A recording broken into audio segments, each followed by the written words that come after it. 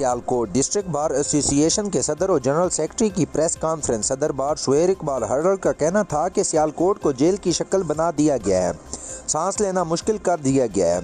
इसका कसूरवार डीपीओ सियालकोट है। लोगों के घरों में छापे मारे जाते हैं। मजीद उनका क्या कहना था, आइए जानते हैं।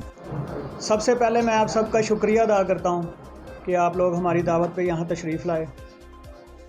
और आज का जो हमारे पास मामला है, जो इशू है, वो इंतहाई हसास है। पिछले कुछ अरसे से सियालकोट शहर को और पूरे डिस्ट्रिक्ट को एक जेल की शक्ल में बना दिया गया है।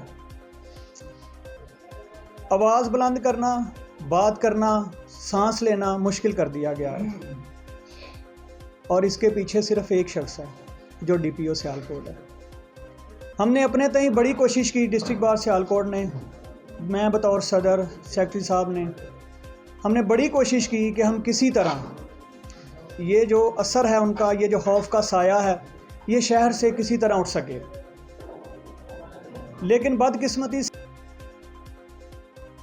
चकवाल एक और शख्स डैम की नज़र हो गया। गजियाल मसवाल डैम 24 घंटे की मुसलसल कोशिशों के बाद मैरीन, गोताखोरों और रेस्क्यू टीम चकवाल की भरपूर कोशिशों से डैम में डूबने वाले शख्स राजा खलील सकना ढोक काजियान की डेड बॉडी को डैम से निकाल लिया गया।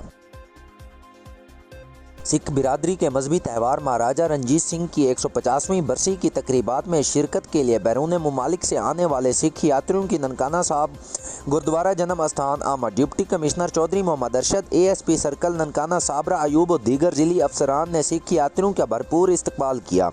मेहमान यात्रियों को हार पहनाए, फूल पेश किए और पत्तियां निछावर की गईं। फुल प्रूफ सिक्योरिटी और शानदार इस्तकबाल पर मेहमान यात्रियों का हुकूमत पाकिस्तान, ज़िली इंतज़ामिया ननकाना और ज़िली पुलिस से इज़हार तशक्कुर।